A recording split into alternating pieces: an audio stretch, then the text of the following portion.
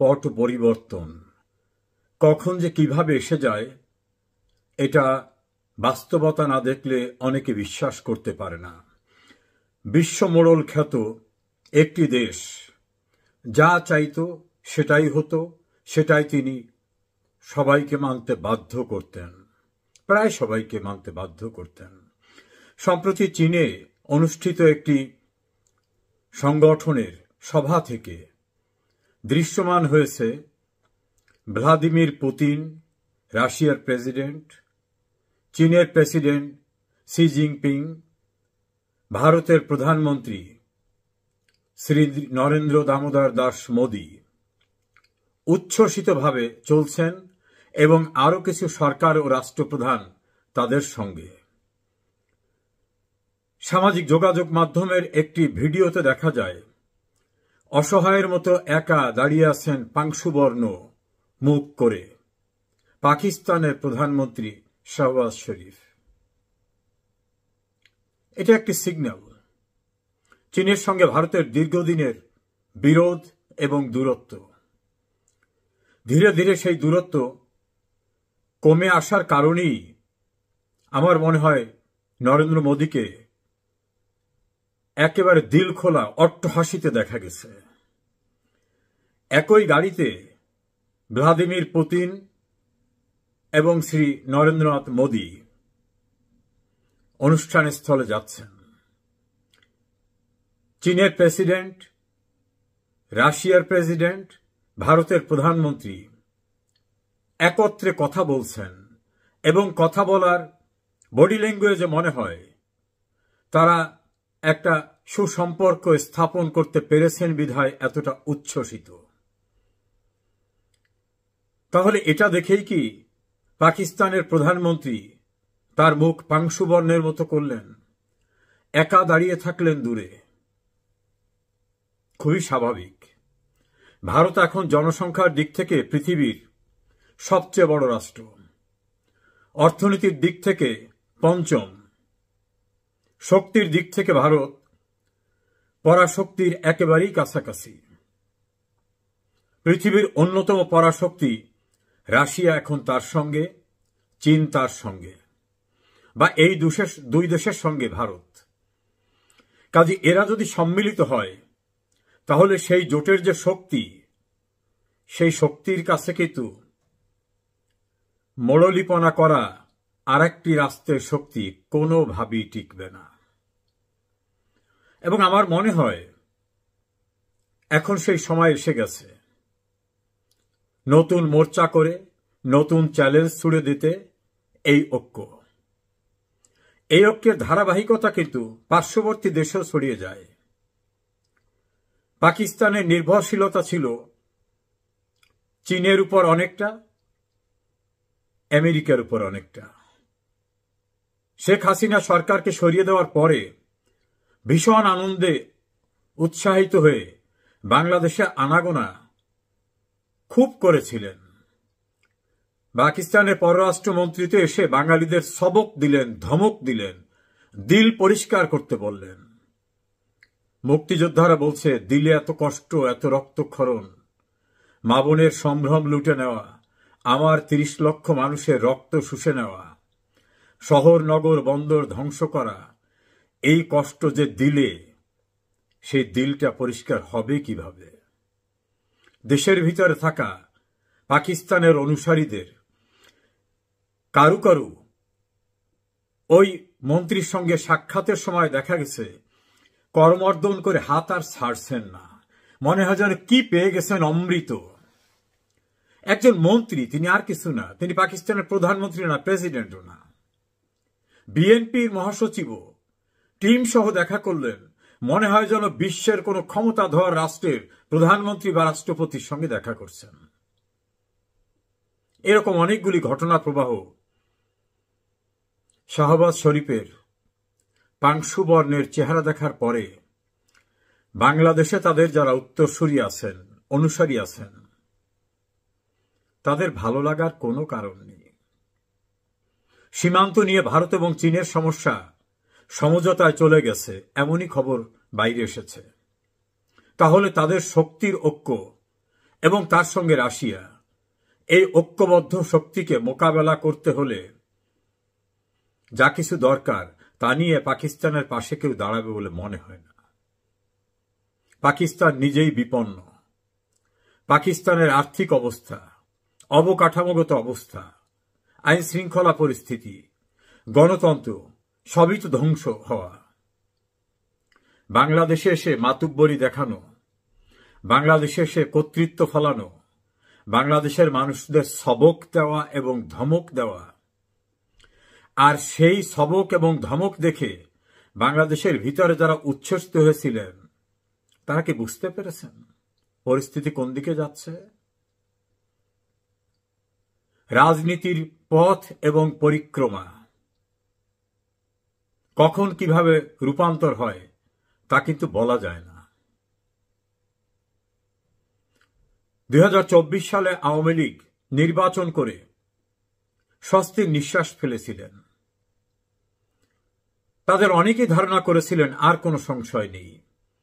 যদিও প্রধানমন্ত্রী শেখ হাসিনা প্রতিনিয়তই আমার ধারণা সংশয়ে ছিলেন এবং তিনি সবসময় উচ্চারণ করতেন যে সরকারকে ফেলে দিতে চায় একটি বড় দেশ।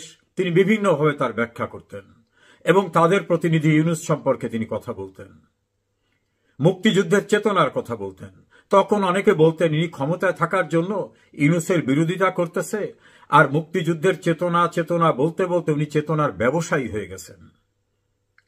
সেই ব্যক্তিরা এখন কি বুঝেছেন শেখ হাসিনার অনুপস্থিতিতে মুক্তিযুদ্ধের চেতনা বাংলাদেশে জিরো থাকে, -0 হয়ে যায়, মুক্তিযোদ্ধারা লাঞ্ছিত হয়, পাকিস্তানিরা উজ্জীবিত হয়ে ওঠে, জয় বাংলা স্লোগান দেওয়ার অপরাধে প্রতিবন্ধী মানুষটাকেও জেলে যেতে হয়, মুক্তিযোদ্ধারা একত্রিত হলে একত্রিত হওয়ার অপরাধে তাদেরকে সন্ত্রাস দমন আইনে কারাগারে যেতে হয়। একজন মুক্তিযোদ্ধা বিএনপি করা সত্ত্বেও তার পথ চলে যায়, তার বাড়ির সামনে গিয়ে অশ্লীল অশ্রাব্য ভাষায় স্লোগান দেওয়া হয়। একজন সাংবাদিক মঞ্জুরুল আলম পান্না স্বাধীনতার সপক্ষে কথা বলার অপরাধে কারাগারে। ঢাকা বিশ্ববিদ্যালয়ের আইনের অধ্যাপক হাফিজুর রহমান কার্জন শুধু সংবিধান সমুন্নত রাখার কথা বলতে গিয়ে কারাগারে। যারা শেখ হাসিনাকে চেতনা ব্যবসায়ী বলতেন তারা বুঝেছেন শেখ হাসিনা না থাকলে বীর শ্রেষ্ঠরা সম্মানিত হয় না, মুক্তিযোদ্ধাদের সম্মান থাকে না, মুক্তিযুদ্ধ জাদুঘর থাকে না, ধনী দরিদ্রের ব্যবধান দূর হয় না, হিন্দু মুসলিম বৌদ্ধ খ্রিস্টানের সাম্প্রদায়িক সম্প্রীতির বাংলাদেশ থাকে না, বঙ্গবন্ধু থাকে না, মুক্তিযুদ্ধের 30 লক্ষ শহীদের সবকিছু মুছে দিয়ে রিসেট বাটন করে নতুন করে পাকিস্তানি স্টাইল চালু করতে চায়। যারা শেখ হাসিনাকে অভিযুক্ত করে বলতেন উনি একা বঙ্গবন্ধুর মালিক, উনি একা জয় বাংলার মালিক, ওনার হাতেই শুধু বাংলাদেশের স্বাধীনতার চেতনা নিরাপদ, প্রশ্ন তুলতেন। শেখ হাসিনা তো দেশে নেই। কই আপনাদের কাউকে তো টু শব্দ করতে দেখছি না। প্রেস ক্লাবের সামনে জন 20 লোক নিয়ে সেমিনার করতেও তো দেখছি না, বড় বড় বিবৃতি দিতেও তো দেখছি না। দেশের বিবৃতিজীবীরা কোথায় হারিয়ে গেলেন বোঝা গেল। এর সঙ্গে যুক্ত করে বলি, রাজনীতির পথ এবং পরিক্রমা কখন বদলাবে কেউ জানে না। বাংলাদেশে ডাকসুর নির্বাচন হতে যাচ্ছে। এই সর্বপ্রথম ভিন্ন ধারার পরাজিত শক্তিরা ডাকসুতে আসার সম্ভাবনা। শেখ হাসিনা দেশে থাকলে এই ঔদ্ধত্য, শেখ হাসিনার রাজনীতি দেশে থাকলে এই ঔদ্ধত্য কখনো তারা দেখাতে পারত না। শেখ হাসিনার সমালোচনা করা খুবই সহজ, কিন্তু শেখ হাসিনা যা করেছেন এর ধারে কাছেও কেউ যে যেতে পারেন না তা কি 2024 সালের 5 আগস্টের পর থেকে অনুধাবন করতে পারছেন আপনারা? বাংলাদেশে যারা উচ্ছ্বসিত হয়েছিলেন পাকিস্তানের আনাগোনা দেখে, বেশি উচ্ছ্বসিত হওয়ার দরকার নাই। সরকার গঠন করে স্থিতিশীল অবস্থায় থাকা শেখ হাসিনার সরকার হঠাৎ একটা দমকা ঝড়ে কেমন হয়ে গেল। যারা প্রস্তুতি নিচ্ছেন বাংলাদেশে আপনাদের স্বপ্ন সফল হবে না। শেখ হাসিনার শব্দগুলি খেয়াল করুন। অতি সম্প্রতিও তিনি বলছেন, আমি দেশে আসব, প্রত্যেকটা অপরাধের বিচার করব। শেখ হাসিনা যেটা বলেন উনি সেটা করেন। যুদ্ধাপরাধীদের বিচার করতে ওনাকে এমনকি মুক্তিযুদ্ধের পক্ষের অনেকেও নিবৃত্ত করতে চেয়েছিলেন, বলেছিলেন এত সাহস করা ঠিক হবে না। উনি করে দেখিয়েছেন। বঙ্গবন্ধুর খুনিরা, জেল হত্যার খুনিরা, বুদ্ধিজীবী হত্যার খুনিরা কি দুর্দণ্ড প্রতাপশালী হয়ে উঠেছিল, তাদের বিচার করে শেখ হাসিনা দেখিয়েছেন তিনি যা বলেন তিনি তা করেন। কেউ কেউ তো বলে বাপের বেটি। ব্যারিস্টার মওদুদ আহমেদ একবার বলছিলেন, শেখের বেটি, ও যা চাইবে ও তাই করে। অ্যাটলিস্ট অন্তত আপনারা মুক্তিযুদ্ধের চেতনায় যারা বিশ্বাস করেন, বিভিন্ন দল ও মতে আছেন, নীরবে নিভৃতে একবার ভেবে দেখেন, মুক্তিযুদ্ধের বাংলাদেশ বিনির্মাণে শেখ হাসিনা যে অভিযাত্রায় ছিলেন, সেই অভিযাত্রা ছাড়া আর কোনো বিকল্প নাই। এখনো সময় আছে, ঐক্যবদ্ধ হতে হবে। ঐক্যের কোনো বিকল্প নাই, না হলে সাম্প্রদায়িক শক্তি আমাদের গিলে খেয়ে ফেলবে। নিশ্চয়ই সেটা আমরা হতে দিতে পারি না।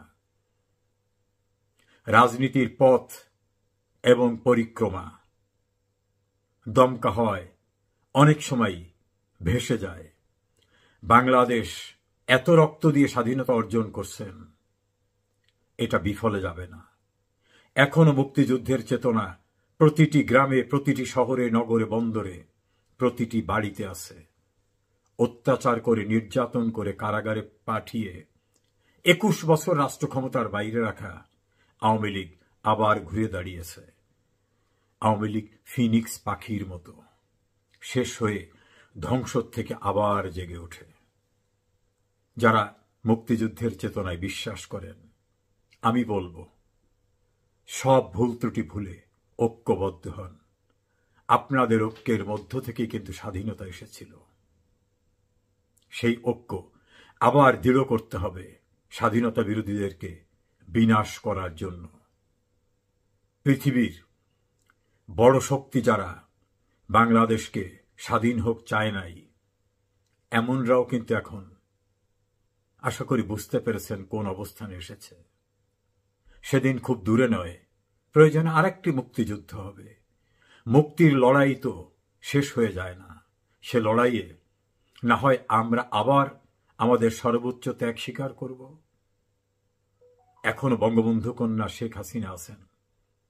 তার অভিজ্ঞ রাজনৈতিক দূরদর্শিতা, তার প্রজ্ঞা